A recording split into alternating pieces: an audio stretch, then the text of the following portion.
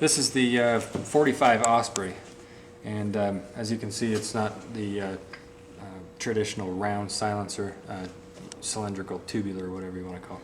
This is an eccentric design. The bore is through the upper end of the silencer, so that most of the mass is below the sights of the gun. So the whole reason that we did this is to get as much internal volume that we can possibly get without having to increase the length or the overall diameter, and which blocks sights and makes it hard to holster. So we designed it this way, and it's been incredibly effective. We've got some really nice features on here to match the host weapon, like these diagonal mill marks. Looks like the grip on the slide of the USP Tactical, and then our logos and things. So it's a very attractive product as well. Now, having an eccentric design has a lot of problems that we had to overcome. One is which, how do you put it on multiple host weapons without being able to time it to the threads, and so that it's not orientated in a funky direction. So we designed this cam lever system where you pull the cam, this brake slides away from the indexing ring, is what we call it, and then you're able to rotate it into the proper orientation of the product or of the host gun, and then lock the cam down, and it's ready to go. So I'll do a demonstration on how you put that on. So you thread it on just like a regular silencer, traditional silencer, and then tighten it down. Pull this cam lever here, rotate it into your proper orientation, lock the cam lever. Now it's timed to that host weapon, so every time that you take it off, put it back on, it's going to end up in the same place until you change the host or you take the booster apart for cleaning. There is a booster here, as you can see that movement there. That's to help flawless cycle in every applicable host gun. So that's the pretty much the basis of this product is that it clears the sights. These flat sides are to keep it thin so that it holsters in a leg drop holster really well, and it's supposed to mirror your host weapon, so that's kind of the design we went for. Were there any issues with the eccentric design as far as like sound? I imagine goes in all directions equally. Was there any issue with it going down and having your baffles lower or anything? No, there hasn't been. By the time that it's still coming out a round hole, so it's propagating the same way as it would if it were a cylindrical silencer. The only side effect to an eccentric design is that it's quieter. Okay. Which is positive, right? Yeah. Okay. The obstacle to overcome with that shape was, basically you have to design the baffles from scratch. You couldn't use any prior technology as far as baffle designs so we basically started from scratch, and then there's getting it is strong, very strong and stuff. There were things to overcome, but now it's we got it dialed in, and it's a very durable, very strong product, and it's the quietest in the world. All U.S. made, of course, but is all U.S. materials as well? Yes, yeah, we do everything here. All of our materials come from Utah-based companies with mills in California. So, Cool. And same with the 22s. Yeah. How well have they been selling? They've been selling very well. In fact, our biggest dealers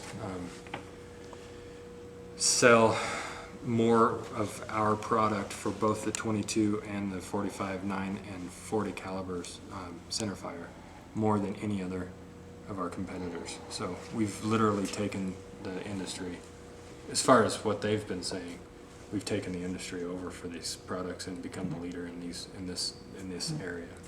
Awesome. And people who want more detailed info, there's that article coming out in Small Arms Review. Yep. Pretty soon. That should be hitting stands. In fact, right now, Okay, so Small Arms Review is to subscribers now, and it'll be on the newsstand in September. Currently, we are in Soldier of Fortune, and we've got some combat handguns articles that are coming up in October and November, and supposedly another Small Arms Review on the Sparrow that's coming up as well. So we've got a bunch of magazine articles to look forward to. So I guess it sounds like you've been getting your fair share. A lot of dealing press. with press. Yeah, Awesome. it's been really good. So. Awesome, and like you say, with 2 products, that's a pretty good accomplishment to catch the ear or the lack of ear from so many people. Yeah, I must say a couple of other things too, why I'm thinking about it. A lot of people ask these questions. Can you put it on a fixed barrel? We have a fixed barrel spacer that you replace the spring in the booster with, and so you can put it on, you know, sub guns and things like that. The 9mm version of the Osprey is full auto rated, and then also people ask a lot about indexing the point of impact shift, being able to turn that. Well, obviously we can't because you lock it into your desired location, but what the eccentric design has going for it is that the baffles are always in the same position every time. They're always hanging straight down. And so if there is a point of impact shift, which, you know, every silencer has a little bit of one. Ours is very minimal. And you can understand exactly where that is and either compensate with your aim, or you can adjust your sights to it if you're going to shoot only suppressed, and it doesn't change. So that's there's really no need to do that. So it's a consistent shift, if any. It's a consistent shift, if any, yes. So. Now you mentioned the spring. That's for people that may not understand. That's because the barrels are loose on most modern pistols. Well, yeah, the way that any Browning style handgun works is that that's the proper way to say that. Browning link down, I would guess. Browning link down. Is that barrel drops and decouples, and that's to allow the slide to go back and eject the round and recycle the bullet into the the next round into the chamber and go into battery. The problem with a silencer on the end of it, if there's no booster, there's too much weight, and that downward movement of that barrel to unlock and decouple won't happen. It would so, bind. And so basically that piston in there allows that. It's like a shock absorber, so to speak. So it makes it weightless for the amount of time that it needs to be able to drop that barrel and decouple and cycle. So. But if somebody wanted to put on like a macro for some reason, they could replace that compensate spring. that. Yep. They could replace that spring with a fixed barrel spacer. So. And you've got some other paint jobs on the other cans. Are you going to be doing different colors with this one? We do flat dark earth on the 45 Osprey right now, but we don't offer the flat dark earth on any of the other calibers. This is the flat dark earth version that we talked about for the FNP 45. That's available. So we really did that for that FNP 45. That's kind of why that was such a popular gun. Still is, obviously, and people wanted it to match that gun. So we started doing it, and we've sold 10% of our Osprey sales have been flat dark earth. Cool. So. Cool. Do they ship with any kind of like a case or anything that they slip down in? Yeah, they come with this Expedition case. It's a very nice case. It can go on the Molly webbing. Is that his head? It's right here. Any color options when you get it, or are they all They're all the. like khaki, flat dark earth? And then it also comes with the a tool that you disassemble the booster with, and I can kind of show you how that comes apart if you want. Sure.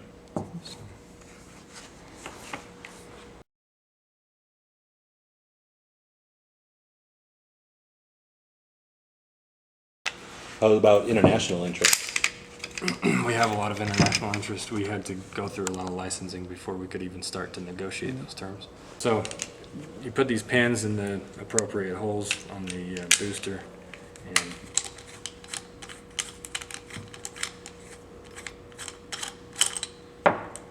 that comes out like this. We have this is called the indexing ring portion right here that spins, and then this is the spring retainer. The spring retainer holds the spring on. as this locks down. Those are fused together with pins, and they rotate freely. Then on the booster, on the piston part of the booster, there's 3 grooves, which these have 3 teeth in the inside of there, and that's how that indexes to the actual piston. And then the spring comes off like that. So you can change those pistons for different host guns, and you can shoot sub calibers, so you can shoot 40 and 9 through a 45, or you can shoot 9 through a 40. So it's kind of a good multi-purpose product. Sure.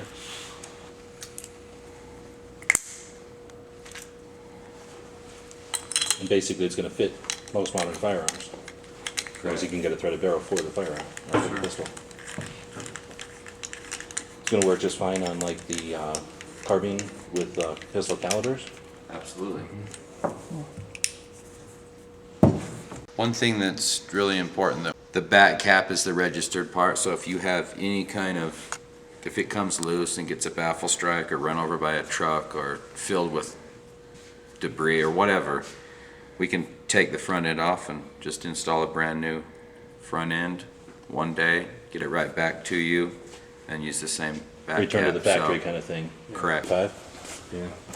This is the 45 Osprey cut in half, so you can see what the, obviously there's no booster in there, but that's kind of the basic idea of the baffles. We left some proprietary features out of it for this cross section. So Awesome.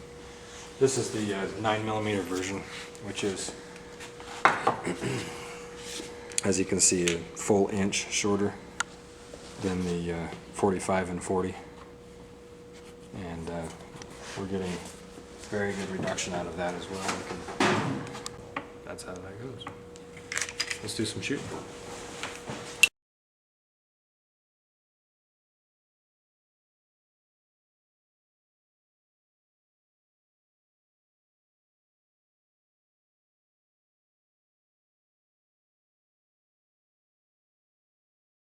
The guys and gals of GunWebsites.com encourage you to take a CCW class every year, practice at least once a month, and carry every day. Thanks for watching GunWebsites.com.